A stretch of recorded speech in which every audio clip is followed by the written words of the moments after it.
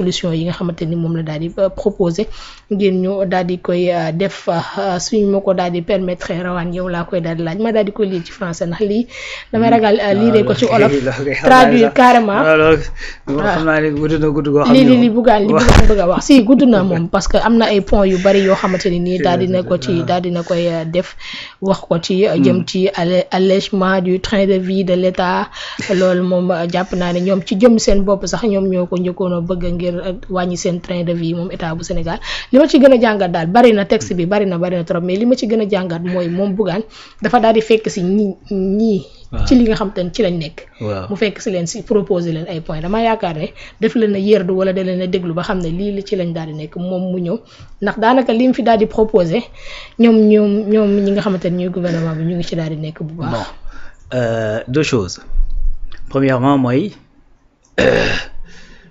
encore une fois la marque de fabrique bi nga xamante ne moom mooy cette opposition bi nga moom la ñuy gis Sénégal. muy vraiment une incohérence totale xam naa ni gars yi sax dinañ ne rawaan moom bëgg na moo boobu souvent day wax incohérence mais malheureusement c'est que je mënuma wax leneen c'est-à-dire yow da ngay attaqué nga ni lan la ñuy fiy redresser ci réew mi alors que indi woon nga ay proposition nangam indi woon nga plan nangam donc lan nga fiy redresser au même moment maanaam sur le même texte yow mi nga xamante ni yow nee nga lan la ñuy redresser ci réew mi sur le même texte nga ni man lii laay proposer pour redresser réew mi donc ce qui veut dire que ni réew mi am lu ñu war a redresser donc ça c'est un mooy c'est-à-dire le fait que bay wax ni incohérence daal am na parce que mënoo ne gars yi lan ngeen fiy redresser ba pare yow proposer des solutions yoo xamante ni c'est pour redresser ba pare ci biir texte bi da ngay utiliser expressément ne redresser c'est daal di joxe effectivement des éléments yoo jàpp ne moom moo war a joyanti ce qui veut dire que donc il y a de quoi redresser il y a effectivement des raisons pour lesquelles on doit redresser yow dans le même texte bi ngay sànni redressement bële c'est-à-dire tu es en train d'avouer que le Sénégal lu ñu war a redresser sauf que bu ñu lire texte bi day mel ni yow li ngay redresser nii bu ñu la ko joxoon maanaam bu ñu la joxee kër gi tey midi l'après-midi effectivement nga def ay waaw nga daal di appliquer say kii quand tu dis réduire par exemple le train de vie de l'État wala réduire les charges de lan la wax mu ne voilà réduction de 70% des gratifications wala 40% à 60% des gratifications etc. mais balaa ngay fixer un pourcentage il faut savoir d'abord lan ngay wàññi ban impact lay am ainsi de suite donc bref beneen affaire mooy te moom la awa di wax nii ci commentaire yi à quoi bon anticiper man la réponse bi may kii mooy xam nga lan maanaam la Bougane defoon ca keroog ba ñu génnee ba ñuy waaj a génnee plan bii nga xamante ne moom mooy vision 2050 daal ne effectivement boo demee parti sangam samay idée lañ jël ci man lañ ko jëlee donc certainement ce sera pour dire bu gaa yi génnee plan bi mu ne gis ngeen sama texte bi ba génne bërki démb moom la gaa yi jël moom lañ dugal ci kii bi parce que en vérité quand tu parles de réduction effectivement du train de vie de l'État nga wax réduction des agences mais loolu Ousmane Sonko depuis kañ la ko wax c'est-à-dire l'application devait se faire même ci fin juin bi boo ñëwaatee après redresser waat loolu c'est-à-dire li mu fi listé en vérité boo bëggee redresser le pays ban beneen levier ngay laal bu dul quasiment yi nga xamante ne te am na ci yoo xamante ne sax mënu ko c'est-à-dire le SMIC du Sénégal par exemple parlons-en mu ne nañ jël SMIC bi ñu yokk à 100 000 mais SMIC mënoo tëb rek yokk à 100 000 non SMIC dafa am effectivement ay yoo xamante ne moom lay loolu Sénégal créé fi richesse bu war a mën a tax mu xëy suba un bon jour daal di yokk SMIC am def ko 100 000 parce que lu tax richesse boobu amu fi SMIC boobu kan moo koy fay après c'est pas que l'État ben le privé bien sûr ils sont soumis ci loolu man tey bu ñu nekkee par exemple Média 28 état daal di xëy un bon jour ni SMIC bi 100 000 la Média 28 fan lay fayee agent yi fi nekk yëpp minimum 100 000 francs par agent puisque effectivement le cadre économique bi ñuy évoluer permettre effectivement ñu am benn éclosion de richesse beneen affaire mooy comment tu peux créer de la richesse su fekkee ni sa dette dafa xóot ba loo am fayee ko bor ça c'est pas possible c'est-à-dire balaa ngay def création de richesse il faudrait d'abord ben nga wér mën a taxaw d'ailleurs jël ko sa échelle sa bopp maanaam yow su fekkee ni da ngay liggéey di liggéey ba bis jot grippe dal la wala sibbiru dugg la mais balaa ngay xool yow li ngay am sa poche ak li ngay gagner par jour doo lijjanti sa wér-gu-yaram ba noppi parce que boo wérul doo ko liggéey di waaw non noonu la demee c'est-à-dire le Sénégal actuellement bu ñu ko redressé wul mu taxaw sur ses 2 pieds c'est-à-dire lépp loo xamante ni bëgg nga koo liggéey après doo ko def léegi nag plan de redressement jàppandi c'est très simple mooy da ngay xool li nga yor ci ay ressources nga xool lan mooy priorité yi ngir mën a faj jàngoro yi ngir ñu mën a taxaw nga di ko fa allouer fan mooy utiliser ay ressources yoo xamante ni jàpp nañ la fay dugg dafa bari ñu wàññi ko ngir mu mën a dugg feneen foo xamante ni c'est beaucoup plus prioritaire lan la ñuy def ci ay dépenses yoo xamante ni c'est des dépenses inutiles ñu mën koo génne à travers par exemple agence yi ñuy wax ak yu ni mel mën koo dugal feneen n'est-ce pas ci biir redressement boobu mooy naka la ñuy collaborer avec ñi nekk bitim réew démb damay déglu benn vidéo Cheikh Tidiane Thiam bu intéressante mu ciy expliquer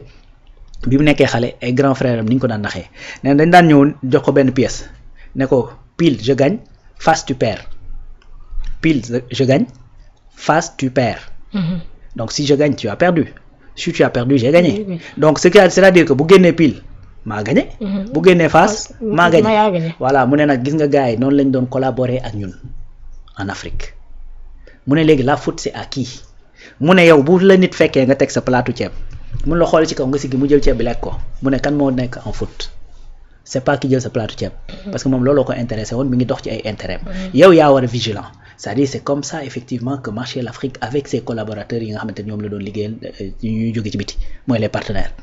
maintenant dafa bokk ci redresser loolu mooy delloo si lewaat ne leen sa waay xool ci kaw xool ci suuf yooyu jeex na fi pile je gagne face tu perds loolu jeex na fi mais loolu dafa bokk ci redressement c'est-à-dire ce redressement bi nga xamante ne moom la ñuy jéem a prôner y a pas que des problèmes internes qu'il faut régler il y a aussi la collaboration avec les autres boo xamante ne également donc ko war a joyanti waat tegaat ko sur les rails n'est-ce pas donc voilà tout ça mis bout à bout loolu la ñu nekk di wax te encore une fois je l'ai dit ici hier je vais le répéter du loo xamante ni les gens ne l'avaient pas dit c'est-à-dire tey boo déggee ñenn ñi wax dafay mel ni les autorités dañ nekk di tâtonner mel ni dañu nekk livre solution ok plan Sénégal vision 2050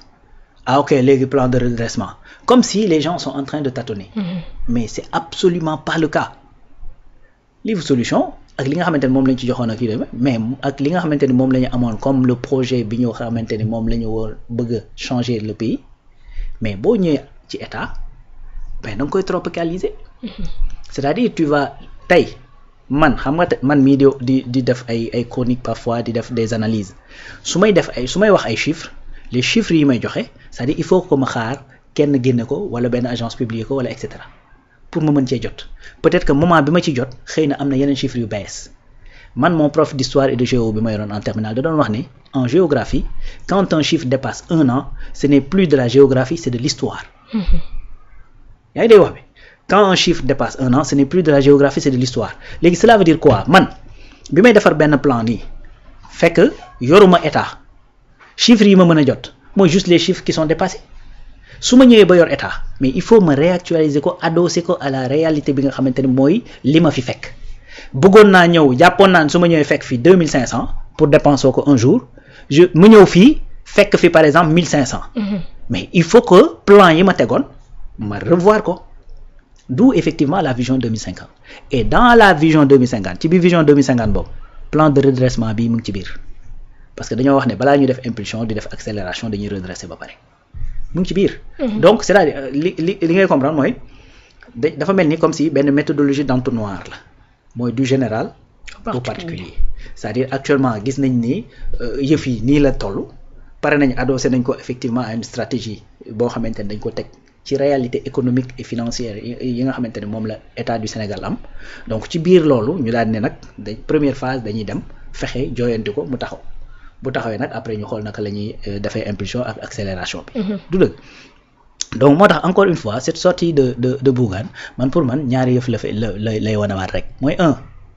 mooy l'incohérence totale bi nga xamante ne moom la ñuy sentir parce que tu as dit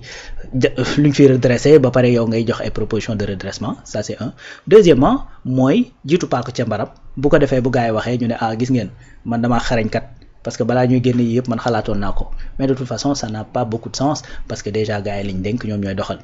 beneen affaire itam te ça rentre toujours dans ce même cas mooy le fait que Bougane avec son mouvement malheureusement qu'il me passe le terme mais c'est des nombrilistes mooy seen bopp